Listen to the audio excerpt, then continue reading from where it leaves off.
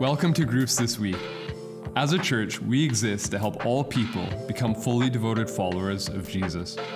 We believe doing life together is a crucial part of that journey. During this time, we're going to unpack and dig deeper into the sermon we heard this past week.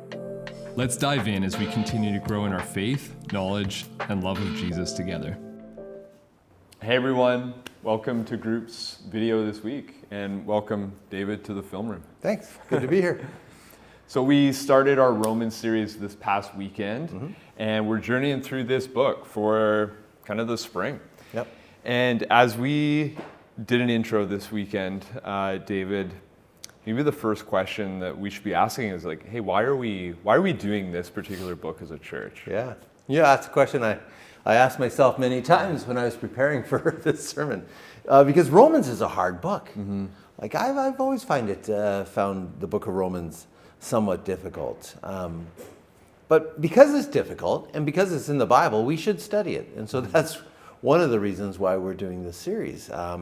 It's a really important book in the New Testament, and it's been transformative throughout history. And that's one of the things I talked about on the weekend, is just how many lives of key historical figures throughout the history of the church whose lives were radically turned around because of the book of Romans. There's so much in it. Yeah. Like the fact that we're spending the spring doing it, and I'm going to be teaching it on a Tuesday night as well.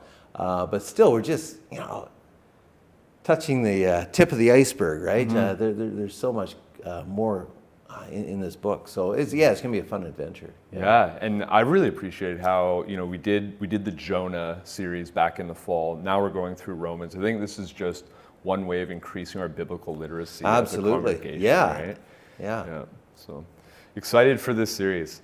So before we get into the text, which really is going to start this coming weekend, what's kind of the context and the occasion in the book of Romans to set us up for this series? Sure. What's going on? I mean, the passage I looked at last week was in Romans chapter 1, where Paul says, not ashamed of the gospel, right? And he talks about the gospel coming to the Jew and then to the Gentile. And, that passage in itself kind of captures so much that's going on in the book of Romans. The book of Romans, I'll just give you a little bit of background. It's written by the Apostle Paul, and it's written at a kind of a lull in his ministry. He'd been doing all these missionary journeys, and he's on his way. He's going to head back. He's writing from Corinth. Most people think he's writing from Corinth. He's on his way back to Jerusalem with an offering to give to the church there that had been collected among the Gentile churches.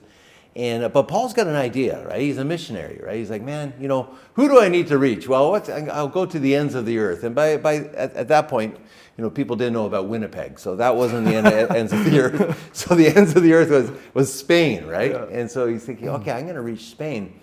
But I think his headquarters is kind of like in Antioch. But Antioch to Spain is a long journey. Yeah. And so I think what he's looking at is he's looking to set up a headquarters, and he's looking at Rome. Now, he's never been to Rome. He knows there's a church there. And so he wants to kind of set up things in Rome. So he writes to the church in Rome, and he's basically introducing himself. But he also knows what's going on, and he knows that there's some deep divisions in the church in Rome. And I know it comes as a shock that, a church would have divisions, but it's true. It does happen. And it's kind of a unique situation in Rome, because what you have is a church that for a while was predominantly Jewish, meeting in synagogues. There's thought maybe about 5 kind of maybe house churches or whatever in Rome. And so it's mostly Jewish, but there's speculation that there's a lot of arguments going on between Jewish Christians and Jewish, Pharisees and people who were Jewish but did not see Jesus as a Messiah. Right. And so they're arguing. There's a lot of dispute going on, and the Roman emperor at the time has basically had enough. So he's like, all right, everybody out of the pool. Everybody, all the church leaders, all the church, all the church leaders, all the Jews in Rome, everybody out. Okay, so when everybody leaves, then what happens to the church? Well, the church is actually carries on, but it's made up of Gentiles. Like overnight. Yeah, overnight the church becomes 100% Gentile, like non-Jewish. Radical. Yeah. And but then, when Paul's writing this letter, about 57 AD, the Jews are invited back. Mm-hmm. And so now the Jews who had run, it was their church, right?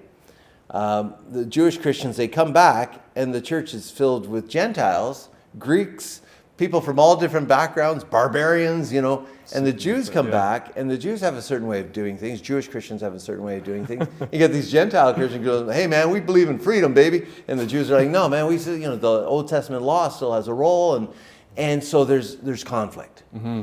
And when you know that as a background, then Romans begins to make sense. Oh yeah, come on, talk about church conflict and tradition. Well, yeah. I mean, can you imagine those things could even happen today? It's so strange. Goodness gracious, yeah. So, I mean, that's the background. So what was Paul hitting them with? He's hitting them with the gospel. Right. And so that's a theme that runs through most of the book of Romans. And if you were to summarize Paul's succinct definition of the gospel, what would you say to yeah, I mean the gospel is, I mean, I don't want to sound too reformed, is God's grace given to us through Jesus Christ, and we receive through faith and apply in our lives by the Holy Spirit. Mm-hmm. I mean, that runs all throughout the book of Romans, and it's so cool. Yeah, it's not heritage or ancestry or no works. And it's not freedom to the sense that, hey, I can do whatever I want, man, because Jesus died for my sins. Yeah. I can do whatever I want. Paul's like, no, that's not the freedom we're talking about.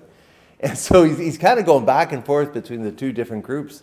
It's really interesting. And there's so much in Romans because there's Paul unpacking the gospel, the nature of the gospel. Then, a good chunk of Romans is talking about, okay, now how do we live? Mm-hmm. How does the Holy Spirit fill us and transform us? And then there's, how do we look at our government? There's all sorts of very relevant spiritual gifts. How do we operate as a church when we all have different spiritual gifts? There's so much in the book of Romans, which makes it challenging. Definitely. But it also makes it such a rich experience. Yeah. Oh man. I'm getting pumped. Me too. Me too. At first I was nervous. I'm like, the Romans. Whose idea? That was Pastor Brad's idea. Yeah, we'll blame him. But now I think it's a good idea. Amazing. Well, we hope you're getting excited. And why don't we kind of talk about, just briefly, you've kind of been touching on some of the themes of Romans, but yeah, there is a lot of theology, but it is practical, right? And so how can the book of Romans, if you were to hit just a couple topics or themes that we can kind of take away at the beginning before we jump into each text as hey, these are some things we should really pay attention to as community groups. Sure, yeah. I mean, one thing to remember when you're reading Romans is that it's a letter. Mm-hmm. Right? And it's easy to forget that. Sometimes the book of Romans is being treated as systematic theology or treatise, but it's a letter, and it's a letter with an occasion. So keep that in your mind when you're reading Romans. The first part of Romans, as we dive into in the next few weeks, Paul's laying out the condition of humanity. I mean, talk about a relevant issue. He's basically addressing the question, who am I? Yeah. What does it mean to be human? And why am I in such a mess? And Paul's basically in the first part of Romans is just saying, look, we're all a mess, and we're all in this boat together. We're all fallen. We all have sinned and fall short of the glory of God. And then he says, okay, because we're in a mess, okay, this is where the good news comes in. Mm-hmm. It's the old, remember, Amazing Grace, 'twas grace that taught my heart to fear. Wow. And grace my fears relieved. Mm. And you need both. You need to say, oh man, woe is me. I'm a man of unclean lips. I am toast. That's biblical. I am toast because of my sin. Mm-hmm. But then you can hear the good news, and it resonates. And then Paul will unpack that. And then as he makes his way through, he talks about, again, the tremendous love of God. That is what's behind the gospel. Mm-hmm. What it means to be filled with the Holy Spirit. And then he just says, okay, if this is the gospel, how do we live this out? Yeah. And so the last part of Romans is quite practical. Mm-hmm. Now, there are some difficult parts along the way. There's the chapters 9 through 11, which we'll talk about. But they're difficult chapters, mm-hmm. and there's maybe different interpretations on that. But overall, my encouragement to you is try to keep the big picture. Because it's easy to get lost in the weeds in Romans. It really is. Yeah. So keep the big picture in mind, and as we make our way through, man, hopefully our lives are going to be as transformed as, Martin Luther's was when he read it, and Augustine and John Wesley. We can keep going, Amazing. Well, thanks, David. And hey, groups, have a great conversation as we intro the book of Romans, and we'll see you again next week. We hope you enjoyed the teaching today.